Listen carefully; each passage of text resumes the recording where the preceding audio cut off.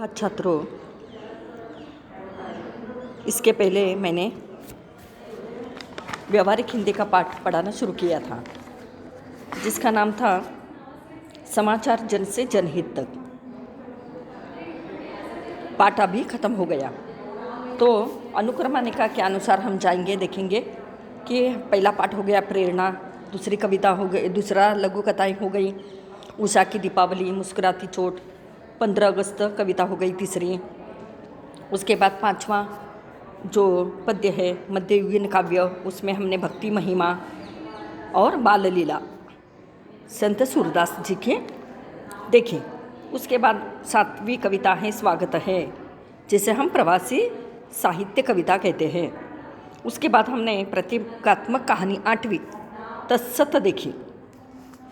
उसके बाद 10वां पाठ हमने देखा महत्वाकांक्षा और लोभ। अब इसके बाद जो 11वां पाठ है और 12वीं कविता है, ये परीक्षा के लिए नहीं है।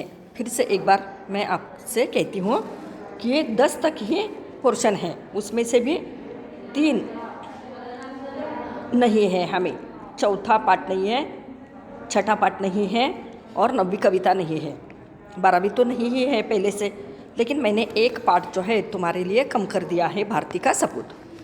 अब देखिए, उसके बाद विशेष अध्ययन हेतु में हमने नुक्कड़ नाटक, उसमें भी हमने मौसम ही देखा। दूसरा अनमोल जिंदगी हमने नहीं देखी। उसके बाद व्यवहारिक हिंदी में 4 पाठ है कुल मिलाकर, लेकिन उनमें से भी हमने 2 ही पाठ आपके लिए रखे हैं परीक्षा के लिए। उसमें है हिंदी में उज्जवल भविष्य की संभावनाएं और समाचार जन से जनहित तक। तो इतना ही पोर्शन आपको परीक्षा के लिए पूछा जाएगा।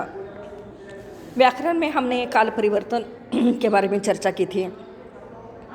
काल के 3 प्रकार है, वर्तमान काल, भूतकाल और भविष्य काल। वर्तमान काल के 3 प्रकार है, सामान्य वर्तमान काल, अपूर्ण वर्तमान काल और पूर्ण वर्तमान काल। उसके बाद हमें देखना है अगला व्याकरण मुहावरे। मुहावरे तो पाठ के अंदर या पाठ होने के बाद हमने आपको पूछे थे। उसके बाद रस इसके पहले हो गए। सिर्फ कक्षा 11वीं के लिए 5 ही रस है। अलंकार के बारे में आज हम देखेंगे। यहाँ भी अलंकारों के आपको 4 प्रकार हैं, लेकिन इस साल कक्षा 11वीं के लिए आपको सिर्फ शब्दालंकार ही है।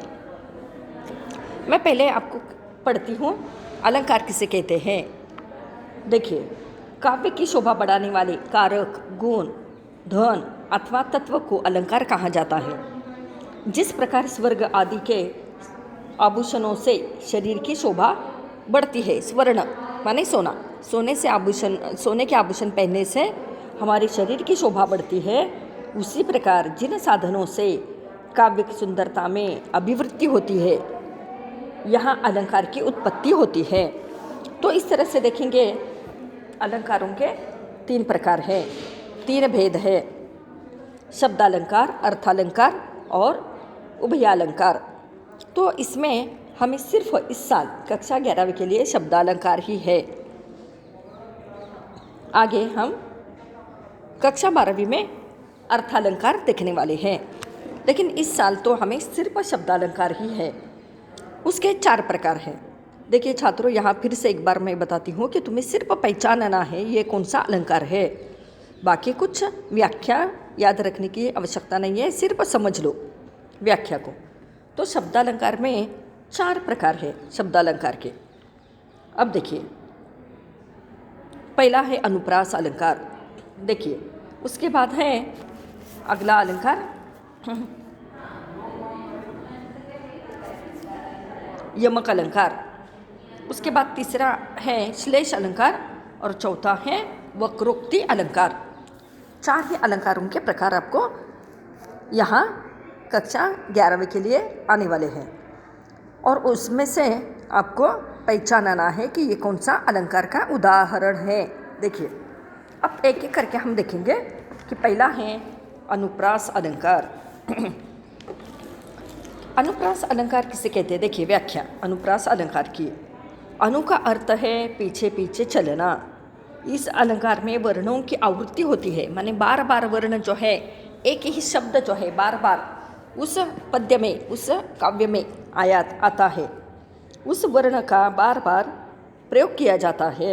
जैसे कि अब देखिए उदाहरण, चारु चंद्र की चंचल किरणें खेल रही थी जल थल में।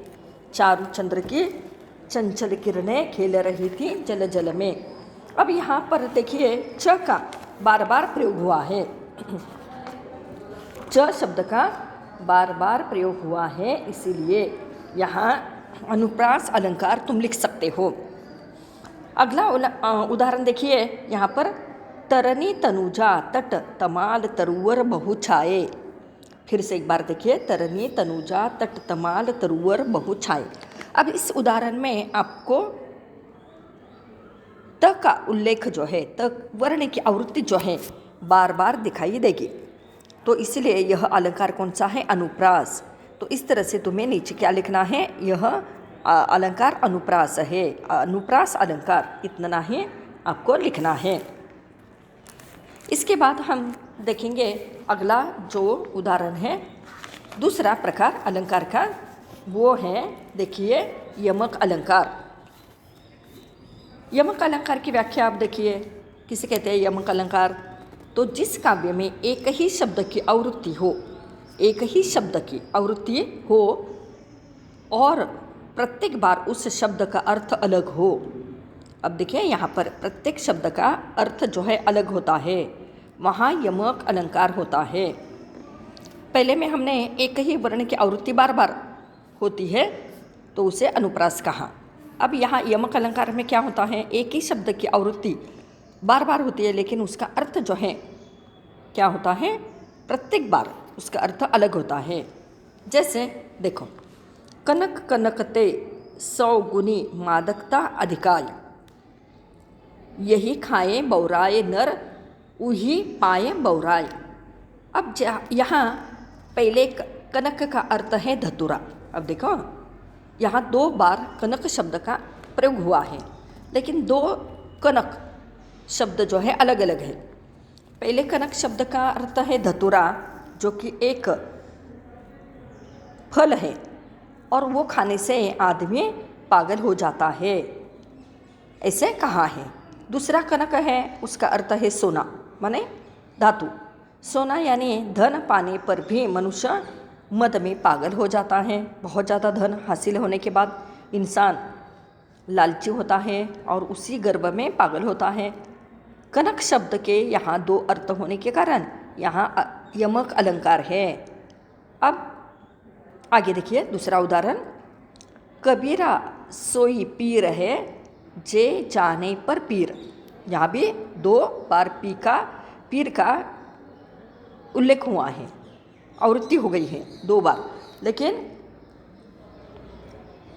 उस 2 बार में 2 पीर में अंतर है।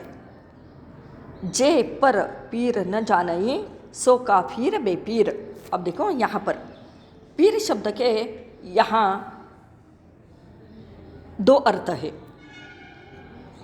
एक है पहला पीर माने ईश्वर, और दूसरे शब्द का पीर का अर्थ है पीड़ा तथा निर्दयी आदि अर्थ यहाँ पर आपको दिखाई देगा।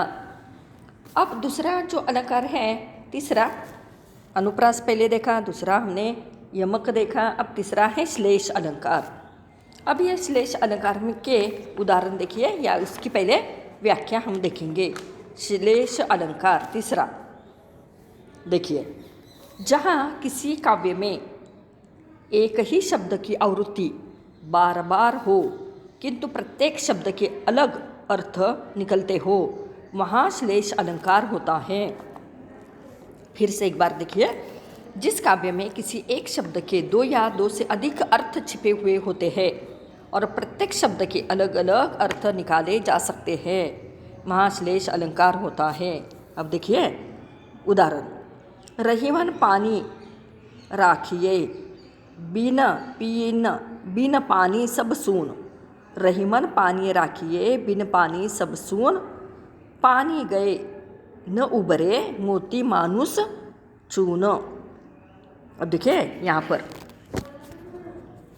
हमें देखना है, यहाँ पानी का अर्थ आदमी की दृष्टि से प्रतिष्ठा है।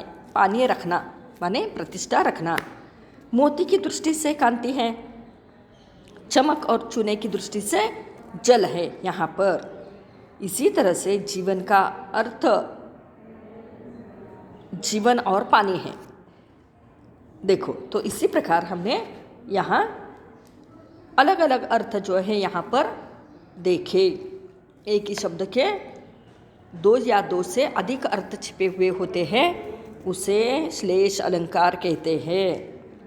अब चौथा उदाहरण है वक्रोक्ति अलंकार। अब देखिए, इसमें व्याख्या देखिए। वक्रोक्ति अलंकार में बात को घुमा फिरा कर कहा जाता है। इसमें कहने वाले और सुनने वाले दोनों एक ही शब्द का अपने अपने ढंग से अलग अलग अर्थ निकालते हैं। इसमें अक्सर व्यंग होता है, जैसे को तुम है घनश्याम हम तो बरसों की तक जाए, नहीं मनमोहन है प्रिय क्यों पकड़त तब पाए। अब देखो यहाँ पर, यहाँ अर्थ इसका क्या है, घुमा फिरा कर इसे कहा गया है।